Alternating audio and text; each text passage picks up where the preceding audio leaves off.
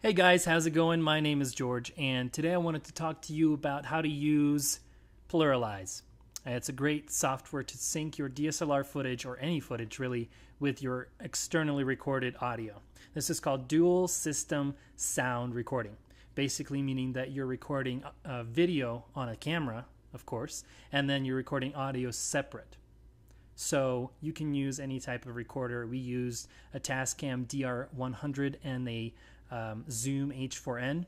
There's a lot of reviews out on the internet, so go do your research, but those are the things that we used. And I'm just going to go ahead and jump into Premiere Pro and show you how it's done. So this is a project that I'm working on called Ideal World. And here I have just 3 clips that we're going to be using for the demo. You can see that I marked this one bad, so we're not going to look at it. But a good idea is always to have a sync point. So if you've ever seen the clapper board, or another way they call it is the slate, you can just clap your hands if you don't have one of those. You just need some sort of visual and audio cue to have a backup to sync to, so that you know how the audio should line up with the video. So let's go select these 3 files. It's important to select them in order. So holding down Shift, I'm going to select the last one and just drag it out onto my timeline. Same with the audio. I'm only going to use channel 3 because that was our boom pole and the shotgun mic. So holding down Command this time, select these also in order so that it jumps into the timeline in order. There they are. Cool. I believe those are the right ones. Let's see. Yeah. Oh, no. I chose the bad take. Here we go. I make mistakes. I'm sorry. Okay, we're going to select 3 from take 2, 3 from take 3, and 3 from this other shot.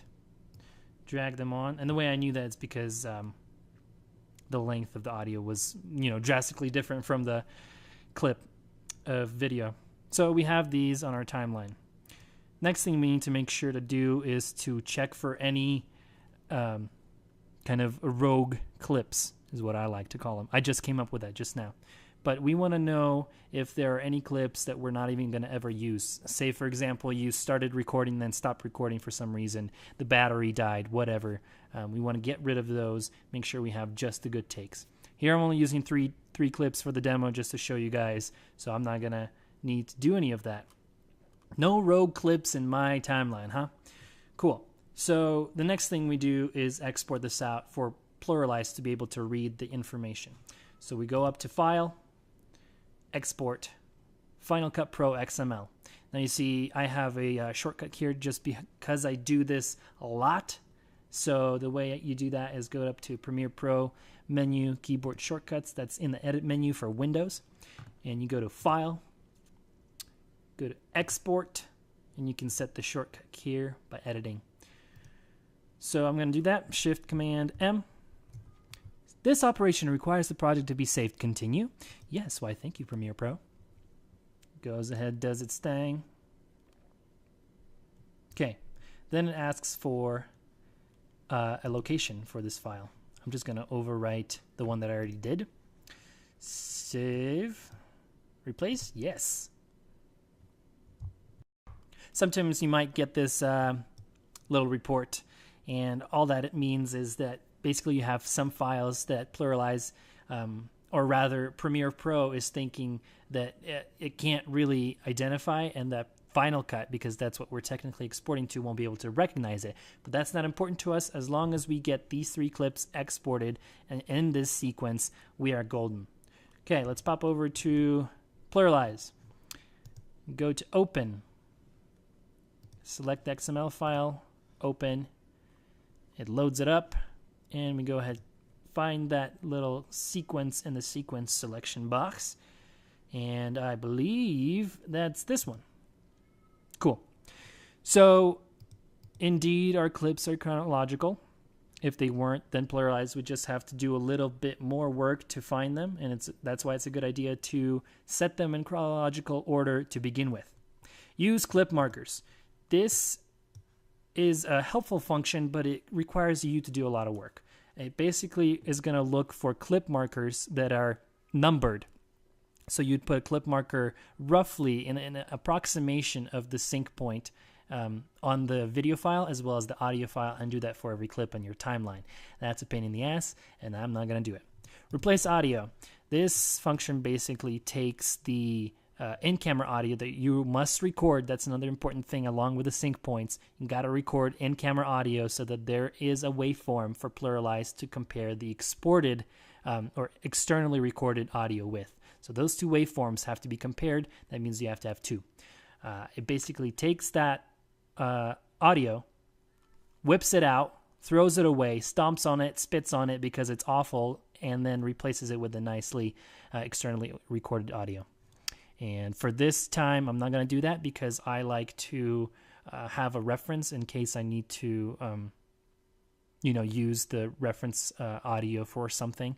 I might need to actually use it within the final product just as a stylistic choice. Who knows? I just like to keep it off. Level audio. What it's going to do is try its best to level out the audio with the peaks and the lows to have a better chance of syncing successfully. So it takes a little bit more time, but I think it's worth it. Try really hard. Great function. Basically takes a little longer, chugs along a little harder, but it will do most likely that much better. If you have the leisurely time, use it. Enable multiprocessing. I suggest you stop what you're doing and let the machine chug away, because it'll do it faster. If you click this on, you'll be able to do other tasks while it's syncing, but I like to keep it on. Again, your choice, but this is my suggestion. We're done. Go ahead and click sync. It's going to chug along. I'm going to go get some tea and then come back and meet you on the flip side. All right, the sync is done. It only took a couple of minutes, but I canceled out because I kind of cheated. I've already exported it before. But literally those 3 clips only took a few minutes. If you have more clips, obviously it's going to chug along much longer.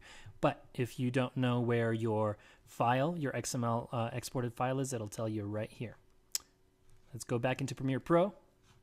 File, Import, or Command-I. I like to use shortcuts, Command-I. We locate our XML file with the suffix of synced. That's the one that we need to import. Does its thing and imports a whole huge folder. This is kind of an annoying thing that it does. It copies your folder structure and creates new instances of all your audio and your video. So you kind of have to live with that. But what we're looking for is this sequence. And it'll have a suffix of synced. If we press \, we'll be able to fit the whole sequence in our timeline. Go ahead and mute the in-audio track so we can see how well it did, or how poorly it did. One important thing is to always wear headphones while you're editing. But I just keep them off because I can't hear myself talk. And I love to hear myself talk. Let's go ahead and play this. What are we doing here on the ice? A little less diffusion on this one, a little less We bounce. are. Good, thank you. Are you ready? We are. Is it your idea? Everyone's wrong. It looks pretty synced up, right? I'm not sure. I have to go out. I feel like we were getting water, and now we're just. Let's I believe there's a slate here somewhere. You can use the plus or minus key to zoom in on a certain section of the timeline. Very handy feature, probably using it a lot. Okay, where is that? Hold on, folks. Stick with me. I know that's the beginning of the scene. Where's the slate? Help me find it, guys. Come on. Is it close? Alright, this is a joke now. Did we even have a slate person? I think I fired them. Unless it was my girlfriend, then she probably fired me first.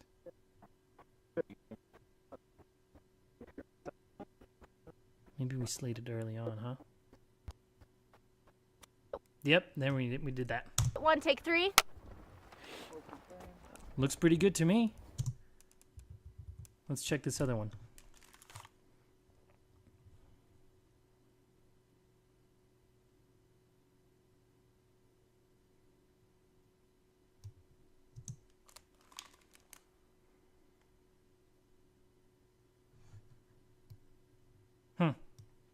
So that'll happen sometimes. Sometimes PluralEyes won't be able to read it properly and it won't sync.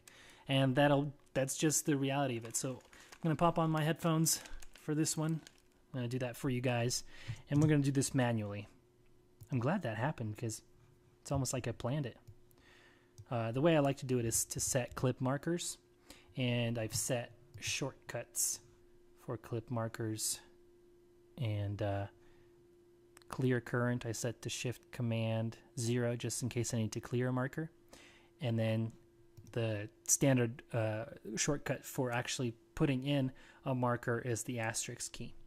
So we're going to go ahead and find the sync point of the slate. We're just going to go frame by frame. Ooh, that's a nice warpy effect, huh?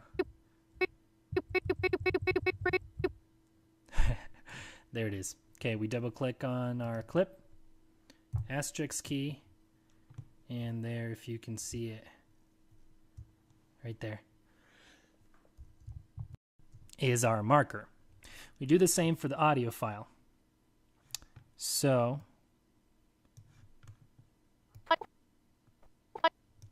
now we have to kind of let go of the video, of the image, and just pay attention to the audio file. 2. And we're just kind of referencing the audio metering here to see when it peaks. I was way past. There it is. Hear that? That's the start of our sync point. Asterisks. Double click an asterisk. Then we're going to go out. Make sure your snapping is on. Shortcut is S. Go ahead and start dragging, and you see how the marker gets highlighted. That means that they are aligned. Let's go ahead and check this. Point 1, take 2. No, it's not. That twig didn't break.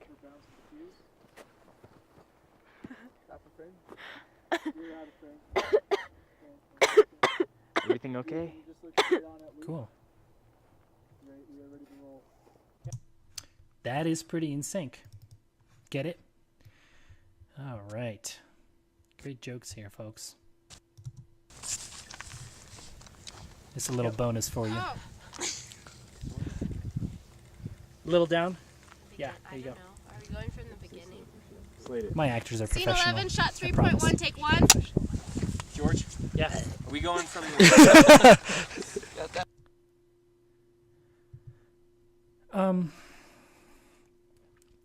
Right. So I hope this helped you out. One last thing.